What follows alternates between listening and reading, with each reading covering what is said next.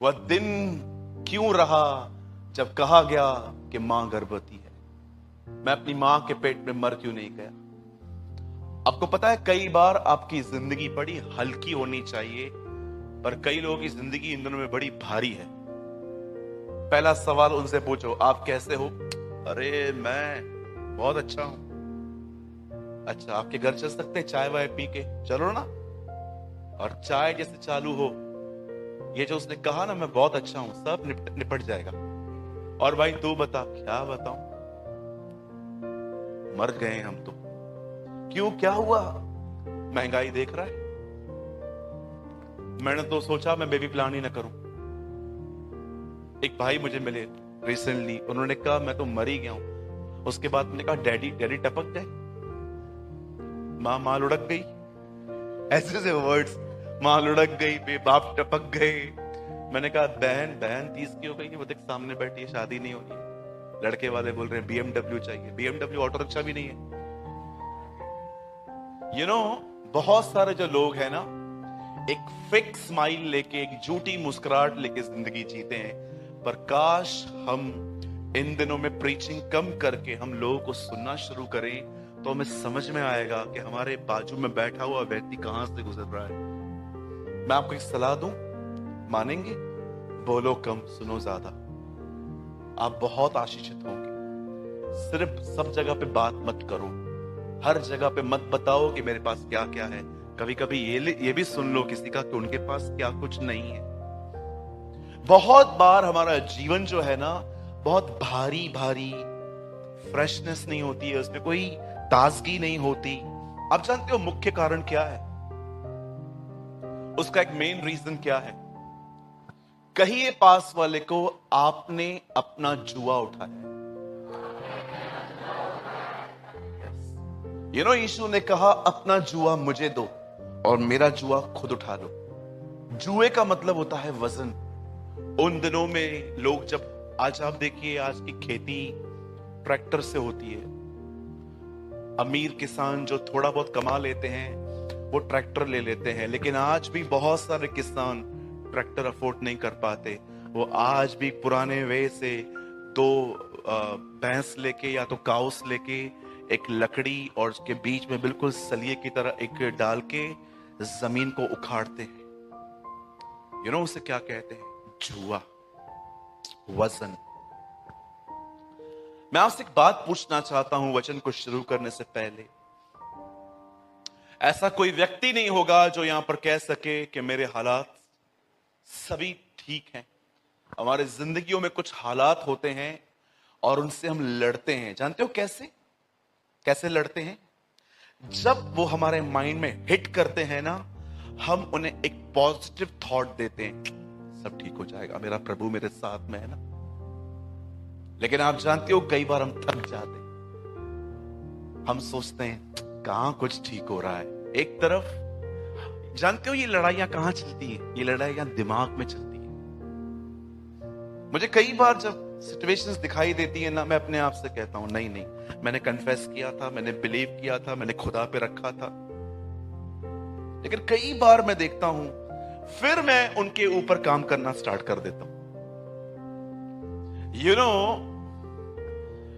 मैं बहुत हद तक इस चीज में गिरता हूं कि जहां मुझे बिलीव करना है, मैं वहां पर अपना काम और अपने एफर्ट्स डालना चालू कर देता हूं कि एफर्ट्स डालूंगा तो कुछ होगा।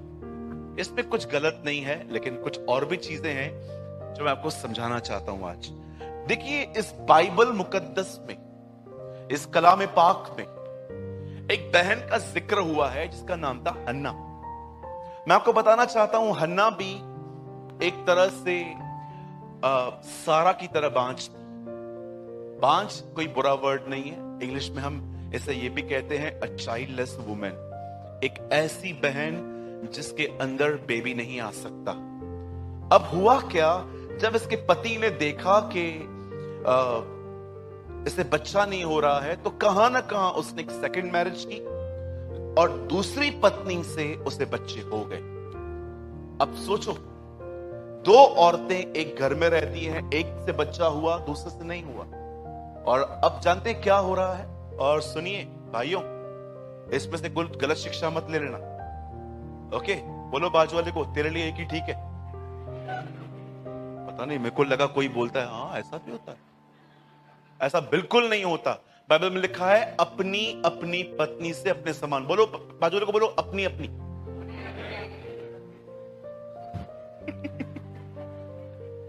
पता चला और ये तो कह रहा था एक से नहीं और दूसरा कर ली।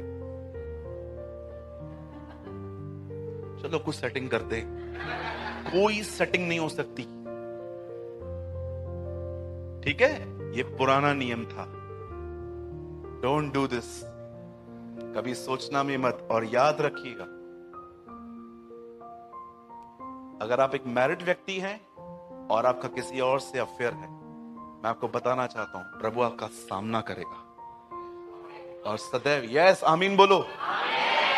यस, इन चीजों पे आमीन बोला करो ना, खाली कार और बंगले पे आमीन बोलना आता है। ओ प्रभु यीशु, मैं प्रार्थना करता हूं यदि इस हॉल में कोई भी ऐसा व्यक्ति है जिसका किसी और के साथ अफेयर है, लॉर्ड प्लीज उनका सामना कर। Yes, expose them in Jesus name.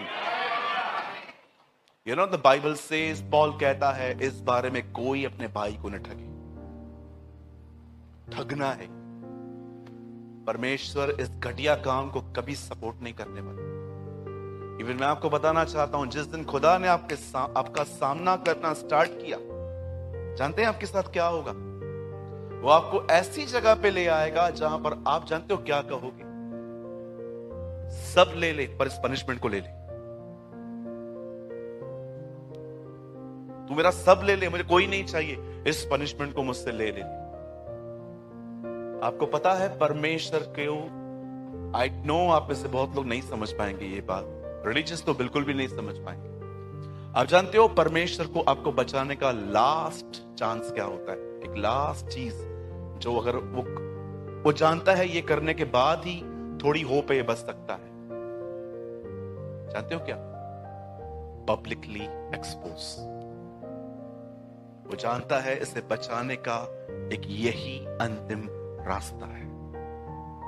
इसीलिए घमंडी पतरस को बचाने के लिए खुदा ने अलाउ किया कि 3 बार भले मेरा इनकार करे। उसके बाद पतरस टूटा और वापस आया, क्योंकि परमेश्वर जानते हो वो इतना प्यार करता है आपसे कि वो आपको पाने के लिए आपसे भी लड़ता है।